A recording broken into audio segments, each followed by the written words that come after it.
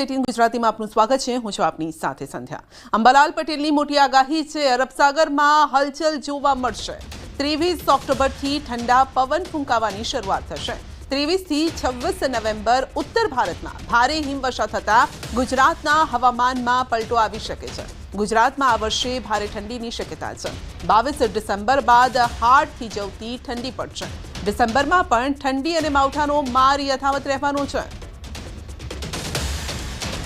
गुजरात में भारे ठंडी की शक्यता रहे। 22 डिसेम्बर बाद गाबड़ो थी जती ठंडी पड़वानी शक्यता रहेशे। एटले एक हमणां वरसादनो मार अने पाछो मावठाने मार आ वच्चे संताकूकड़ी लगभग वरसादनी रहेवानी शक्यता रहेशे। अने वात करीशुं सफेद आफतनी।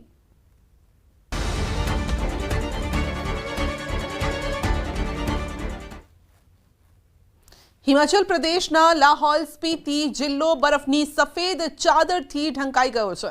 विश्वविख्यात अटल टनलना उत्तर पोर्टल रोहतांग, कोकसर, सीसू अने दारचा सहितना ऊंचाईवाळा विस्तारोमां 6 इंचथी 2 फूट सुधी बरफवर्षा थई छे अने हजू पण हिमवर्षा चालू छे। हिमवर्षाना कारणे सामान्य जनजीवन खोरवाई गयुं छे। जिल्लाना मोटाभागना विस्तारोमां वीजળી पुरवठो पण खोरवाई गयो छे। हवामानमां अचानक आवेला आ फेरफारथी खेडूतो अने बगीचाना खेडूतोनी चिंता वधी गई छे। खीणना खेडूतो पहिलाथी ज तेमना कोबीजना पाकना नुकसानथी झझूमी रह्या छे અને હવે તેમના બટાકા અને સફરજનના પાક પણ જોખમમાં મુકાયેલા છે। તો ઉત્તરાખંડના પિથોરાગઢના ઊંચાઈવાળા વિસ્તારોમાં તાજેતરમાં થયેલી હિમવર્ષા પછી આદિ કૈલાશ ક્ષેત્રના મનમોહક દ્રશ્યો સામે આવ્યા છે। આ વિસ્તારો હવે સંપૂર્ણપણે બરફના સફેદ ચાદરથી ઢંકાઈ ગયા છે।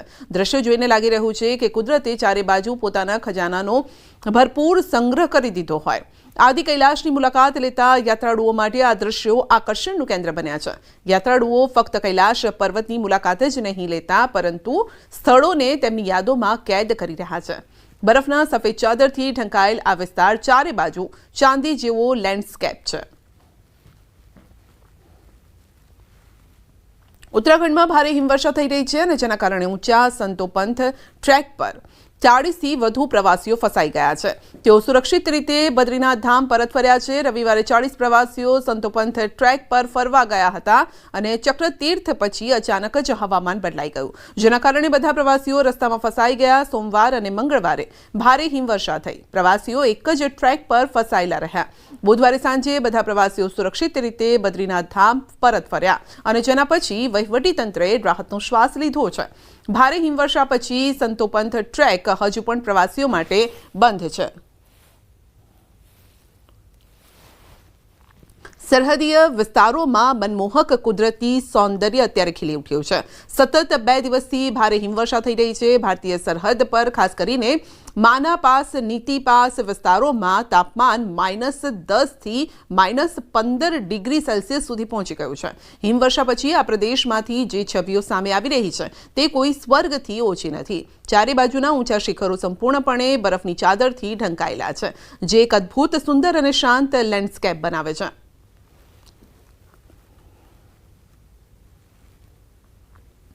उत्तराखंडना हेमकुंड साहेबમાં ભારે હિમવર્ષા થઈ રહી છે અને અત્યાર સુધીમાં હેમકુંડ સાહેબમાં 3 ફૂટ બરફ જમા થઈ ગયો છે। કેટલાક લોકો ફસાયા હોવાની જાણ થતાં હેમકુંડ સાહેબ પહોંચેલા શ્રદ્ધાળુઓને બચાવી લેવામાં આવ્યા છે।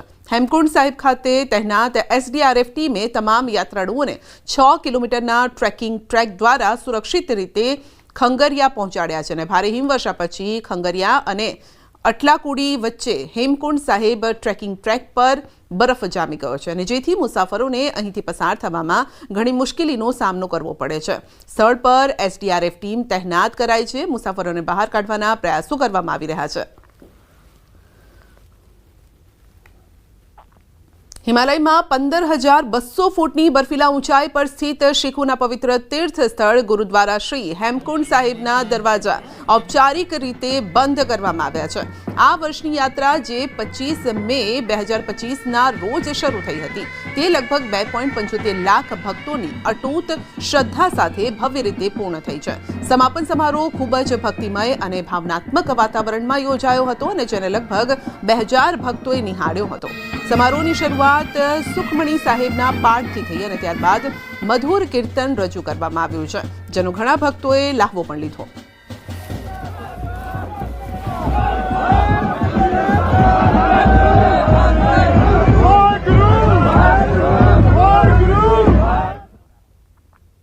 સુરત શહેરના ઉધનામાં મામાએ ભાણેજની હત્યા કરી છે. મામાએ ભાણેજના શરીરના કટકા કરી નાખ્યા છે અને ભાઠીના અમરનગરમાં મામા ભાણેજ રહેતા હતા.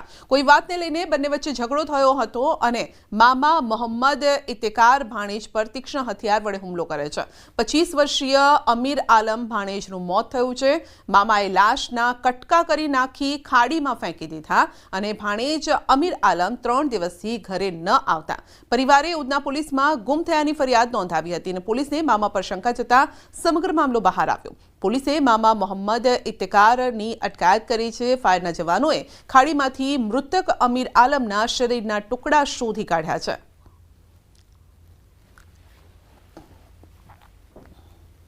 અમદાવાદના સાણંદમાં પ્રેમ પ્રકરણનો કરુણ અંત આવ્યો છે.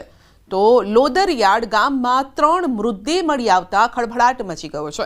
પ્રેમીએ પહેલા પરણિત પ્રેમિકા અને તેની દીકરીની હત્યા કરી હતી ને જે બાદ પ્રેમીએ પણ આપઘાત કરી લીધો હોવાનો ખુલાસો થયો છે. પ્રેમિકાને અન્ય સાથે પ્રેમ સંબંધ હોવાની આશંકા રાખીને પ્રેમીએ હત્યા કરી હોવાની પોલીસને શંકા છે. મહત્વનું છે કે મૃતક પરણિતાની તેના પતિ સાથે છૂટાછેડાની પ્રક્રિયા ચાલી રહી છે. પોલીસે કાયદેસરની ફરિયાદ નોંધી વધુ તપાસ હાથ ધરી છે. પોલીસને ઘટના સ્થળેથી 10 પાનાની સુસાઇડ નોટ પણ મળી આવી છે. પોલીસે સમગ્ર મામલે વધુ તપાસ પણ હાથ ધરી. એની ખિસ્સામાંથી એક સુસાઇડ નોટ પણ મળેલું છે. એ બંને લોકો અહીંયા કેટલા ટાઈમથી રહેતા હતા અને કઈ રીતે અહીંયા આવ્યા હતા, અત્યારે એની તપાસ ચાલુ છે. પ્રાઇમા ફેસી સુસાઇડ નોટને વાંચીને અહીંયાની સર્કમસ્ટન્સીસ જોઈને જો સુસાઇડની શક્યતા લાગે છે. વડોદરામાં જ્વેલર્સના શોરૂમમાં ચોરી 10 લાખની સોનાની બંગડીની ચોરી થઈ છે. ગ્રાહકના સ્વાંગમાં આવેલા મહિલાઓએ આ ચોરી કરી છે. ચોરીની ઘટના સીસીટીવીમાં કેદ થઈ છે. પોલીસે ફરિયાદના આધારે તપાસ પણ શરૂ કરી છે. તો ગ્રાહકના સ્વાંગમાં મહિલાઓ આવી હતી ચોરી કરવા માટે.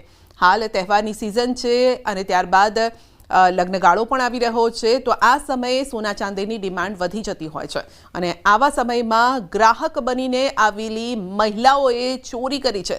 જોકે સીસીટીવીમાં આ દ્રશ્યો કેદ થયા છે અને હવે પોલીસ આ સીસીટીવીના આધારે આ મહિલાઓને શોધી રહી છે. શું આ કોઈ ગેંગ સક્રિય છે, પહેલી વખત ચોરી કરવા આવ્યા હતા કે પછી ગુનાહિત ઇતિહાસ ધરાવે છે, તે સમગ્ર મામલે તપાસ થઈ રહી છે. અરવલ્લીમાં દારૂ ઘુસાડવાનો નવો કિમિયો. રીતિના ડમ્પરમાં દારૂની હેરાફેરીનો પર્દાફાશ થયો છે. ડમ્પરમાંથી 25 લાખનો દારૂ ઝડપાયો છે અને ડમ્પરમાંથી 8,160 બોટલ જપ્ત કરાઈ છે. પોલીસે ઉદયપુરના પ્રદીપ ડામોરની ધરપકડ કરી છે.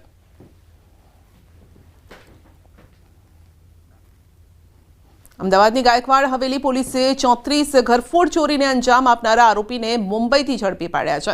કાલુપુર વિસ્તારમાં ઘરફોડ ચોરીના કિસ્સાઓ વધતા પોલીસ તપાસ હાથ ધરી છે. આ દરમિયાન પોલીસને એક ઘરના કાચ પરથી ફિંગરપ્રિન્ટ મળી આવ્યા હતા. આ ફિંગરપ્રિન્ટનો અફસલ રિપોર્ટ કઢાવતા આરોપીનો પિત્તો ગયો અને આ સાથે જ મુંબઈ રહેતો હોવાનું માલુમ પડતા પોલીસે મુંબઈ પોલીસની મદદ લઈ અને આરોપીને ઝડપી પાડ્યો છે. આરોપી સફી નાનપણથી ચોરી કરવાની ટેવ ધરાવતો હતો અને જુગાર રમવા માટે પૈસાની જરૂર હોવાથી તેણે ચોરી કરવાનું શરૂ કર્યું હતું. ચોરી કરવા માટે વહેલી સવારે મુંબઈથી ટ્રેનમાં બેસી અમદાવાદ કાલુપુર રેલવે સ્ટેશન ઉતરતો.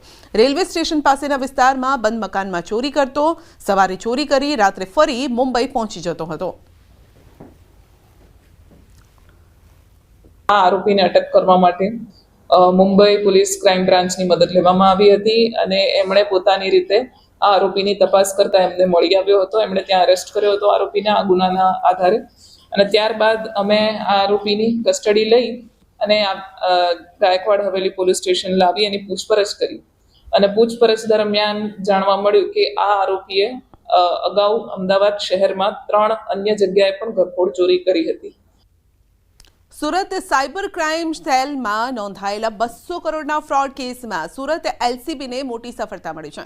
સુરત શહેરના સાયબર ક્રાઇમ સેલમાં નોંધાયેલા 200 કરોડના ફ્રોડ કેસમાં 9 મહિનાથી ફરાર 2 આરોપીઓને એલસીબી ઝોન 3ની ટીમે પકડી પાડ્યા છે અને આ બંને આરોપીઓ મુખ્ય ફ્રોડ ગેંગના લીડર મિલન દરજીના નજીકના સાગરીત હોવાનું સામે આવ્યું છે. પોલીસે તેમની પાસેથી POS machine, Paytm machine, laptop, wifi router, IP camera, આ સાથે સ્ટેમ્પ, એસબીઆઈ બેંકની ચેકબુક, મોબાઈલ ફોન સહિત 3.8 લાખનો મુદ્દામાલ કબજે કર્યો છે.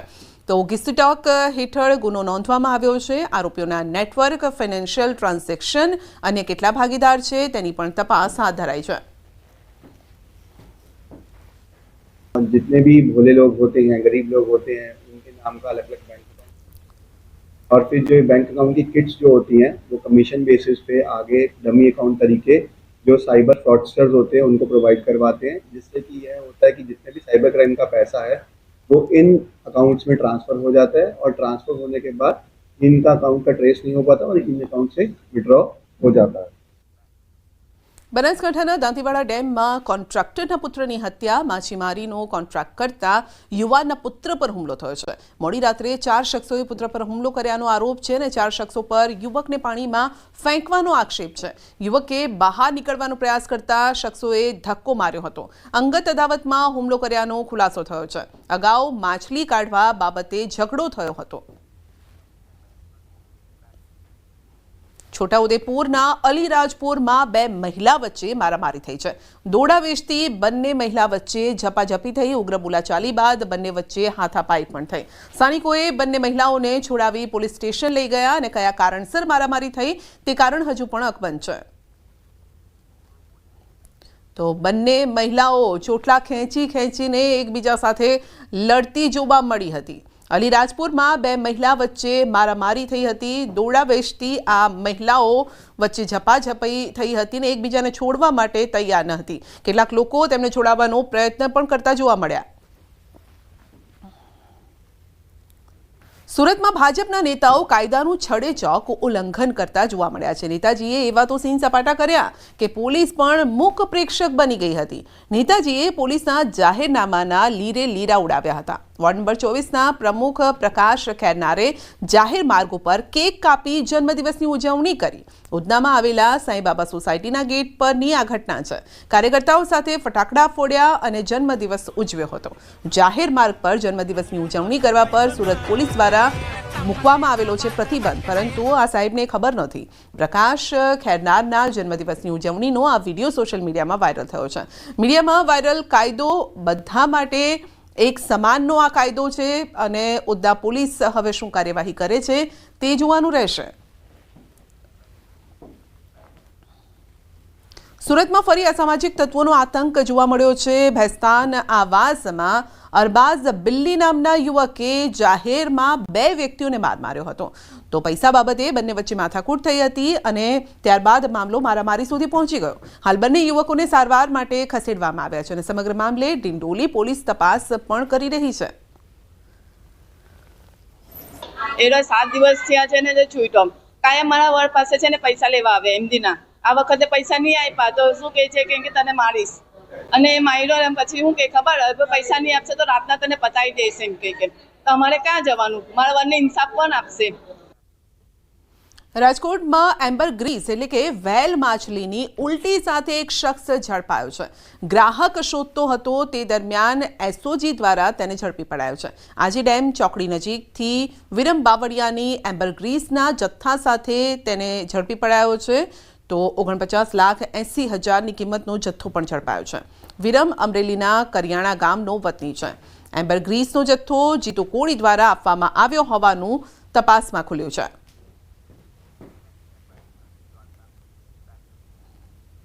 દ્વારકામાં રાષ્ટ્રપતિ દ્રૌપદી મુર્મુએ ભગવાન દ્વારકાધીશના દર્શન કર્યા.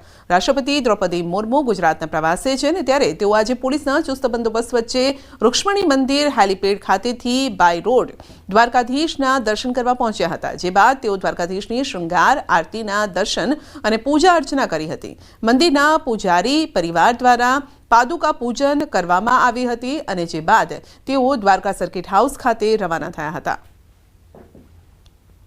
તો દ્રૌપદી મુર્મુ ગુજરાતના પ્રવાસે છે અને આ દરમિયાન તેઓ ગીરની પણ મુલાકાત લીધી, ત્યારબાદ દ્વારકાની પણ તેઓ મુલાકાતે અને ત્યાં દ્વારકાધીશના દર્શન કર્યા હતા.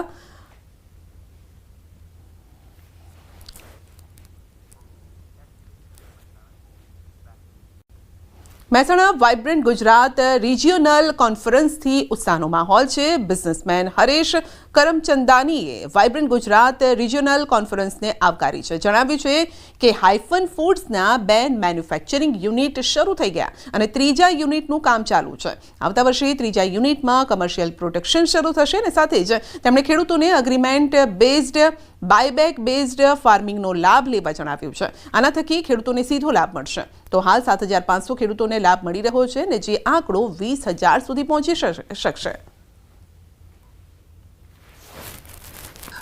હવે આ જે રિજનલ કોન્ફરન્સ થઈ રહી છે વાઇબ્રન્ટ ગુજરાતની, એ અહીંયા પહેલી કોન્ફરન્સ જે છે મહેસાણામાં થઈ રહી છે, એ જાણીને ખૂબ અહીંયા આવીને ખૂબ આનંદ થાય છે, કેમ કે અમે લોકો બેઝ છીએ મહેસાણામાં. હું નિવાસી બી, અમારું નેટિવ બી મહેસાણા છે અને અમારું જે પ્રોસેસિંગ યુનિટ છે એ પણ મહેસાણામાં છે. તો એ જે અમારું MOU કરેલું છે 1100 કરોડનું, એના અનુસંધાનમાં આશરે 600 કરોડનું ઇન્વેસ્ટમેન્ટ ઓલરેડી અમારું થઈ ચૂક્યું છે. એની અંદર જે 2 મેન્યુફેક્ચરિંગ યુનિટ છે એ ચાલુ થઈ ગયા છે અને ત્રીજું જે એક મોટું યુનિટ છે એની કામગીરી શરૂ છે. મુખ્યમંત્રી ભૂપેન્દ્ર પટેલ રાજકોટની મુલાકાતે. સીએમની અધ્યક્ષતામાં સ્વામિનારાયણ મંદિરમાં કાર્યક્રમ. સીએમએ 194 કરોડના વિકાસ કાર્યોનું કર્યું છે ખાતમુહૂર્ત. વિકસિત ગુજરાત અંતર્ગત કાર્યક્રમનું આયોજન. કાર્યક્રમમાં મુખ્યમંત્રી ભૂપેન્દ્ર પટેલે કર્યું છે સંબોધન. દેશના બનેલા રમકડા 143 દેશોમાં એક્સપોર્ટ થાય છે. કાર્યક્રમમાં ધારાસભ્યો અને સાંસદ સભ્યો પણ હાજર રહ્યા. આજે આપણો દેશ 143 દેશમાં રમકડા એક્સપોર્ટ કરે છે. આપણે બહાર મોકલતા થઈ ગયા રમકડા. આપણા ત્યાં તો છે જ, બનાવીએ છીએ, પણ 143 દેશમાં આપણે મોકલી રહ્યા છે. એટલે આત્મનિર્ભર ભારતની જે વાત છે એ દરેક જગ્યાએ. ગઈકાલે અમે રિજિયોનલ વાઇબ્રન્ટ સમિટની શરૂઆત કરાઈ. એની અંદર પણ માન્ય વડાપ્રધાનશ્રીનો ધ્યેય એક જ છે કે આપણે જે વાઇબ્રન્ટ કરી રહ્યા છે એ વાઇબ્રન્ટ છેક છેવાડાના ગામ સુધી કેવી રીતે પહોંચે, જે પણ જ્યાં રહેતું હોય ત્યાં આગળ ધંધા રોજગાર કેવી રીતે ડેવલપ કરી શકે, એ ઉદ્દેશ સાથે ગઈકાલે ઉત્તર ગુજરાતમાં આપણે વાઇબ્રન્ટ રિજિયોનલની શરૂઆત કરાઈ. અભિનેતા અક્ષય કુમાર મહેસાણાના વડનગરની મુલાકાતે. વડનગરમાં પૌરાણિક હાટકેશ્વર મહાદેવના મંદિરમાં તેઓ પહોંચ્યા હતા અને મહાદેવના દર્શન કર્યા હતા. હાટકેશ્વર મહાદેવની પૂજા અર્ચના કરી આશીર્વાદ મેળવ્યા. પ્રધાનમંત્રી જે સ્કૂલમાં ભણ્યા એ પ્રેરણા સ્કૂલ અને આર્કિયોલોજીકલ મ્યુઝિયમની પણ તેઓ મુલાકાત લેવા માટે પહોંચ્યા હતા. તો ગુજરાતની મુલાકાતે આવ્યા છે અક્ષય કુમાર અને તેઓએ પ્રધાનમંત્રી જે શાળામાં અભ્યાસ કર્યો હતો ત્યાંની મુલાકાત લીધી. આ સાથે હાટકેશ્વર મંદિર પણ પહોંચ્યા, પૂજા અર્ચના કરી. कि ये बहुत बढ़िया मंदिर है और हटेश्वर मंदिर की मैंने बहुत बार सुना भी था इसके बारे में. और यहाँ की जो मतलब ये एक बहुत पुराना मंदिर है और मैंने अंदर देख रहा था, कुछ कमाल की चीज़ मैंने देखी. थोड़ा सा अंदर जाके ध्यान दो, एकदम सन्नाटा जब हो जाता है तो आपको हल्का हल्का ओम नमः शिवाय सुनाई देता है. पता नहीं आप लोगों ने सुना कि नहीं, लेकिन हल्का सा. और मुझे वो पंडित जी बता रहे थे कि ये पहला कहते हैं लिंग था जो अपने आप स्वयं प्रकट हुआ. સુરતના લિંબાયત ગોવિંદનગરમાં યુસુફ ગેંગનો આતંક જોવા મળ્યો છે. હપ્તો નહીં આપતા યુવકને માર માર્યો છે. યુવકને બેરહેમીપૂર્વક ચપ્પુના ઘા ઝીંક્યા છે. પગ અને છાતીના ભાગમાં લાતો મારવામાં આવી છે. યુસુફ ગેંગના આરોપીઓ પર અગાઉ ગુસ્સીટોક હેઠળ ગુનો પણ દાખલ થયેલો છે. સીસીટીવી ફૂટેજના આધારે પોલીસે તપાસ આરંભી છે. સમગ્ર ઘટના સીસીટીવીમાં કેદ થઈ છે.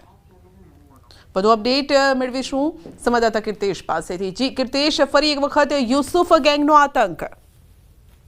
બિલકુલ, સુરતનો લિંબાયત વિસ્તાર ગુનેગારોનું સૌથી મોટું હબ છે, કારણ કે આ વિસ્તારમાં પોલીસ કાયદો વ્યવસ્થા જાળવવામાં નિષ્ફળ ગઈ છે. ત્યારે ફરી એક વખત યુસુફ ગેંગનો આતંક સામે આવ્યો છે. આ ગેંગ કે જેના પર ગુસ્સીટોક જેવા ગુના દાખલ છે, હપ્તાખોરી, મારામારી જેવા અનેક ગુના દાખલ છે, ત્યારે ગેંગ દ્વારા એક યુવકને જાહેરમાં માર મારવામાં આવતા હોય છે. તે સમગ્ર ઘટના સીસીટીવીમાં કેદ થવા પામી હતી અને આ સીસીટીવી હવે સોશિયલ મીડિયામાં વાયરલ થયા છે. જોવાનું એ રહ્યું કે પોલીસ દ્વારા ગેંગ વિરુદ્ધ શું કાર્યવાહી કરવામાં આવે છે. કારણ કે યુસુફ ગેંગ પહેલા ચીના ગેંગ હતો, તેનો આતંક હતો. હજુ તો એક ઘટનાને મહિનો નથી થયો, ત્યાં તો હવે યુસુફ ગેંગ ફરી સક્રિય થઈ લોકોને માર મારતી હોય તેવી ઘટના સામે આવી છે.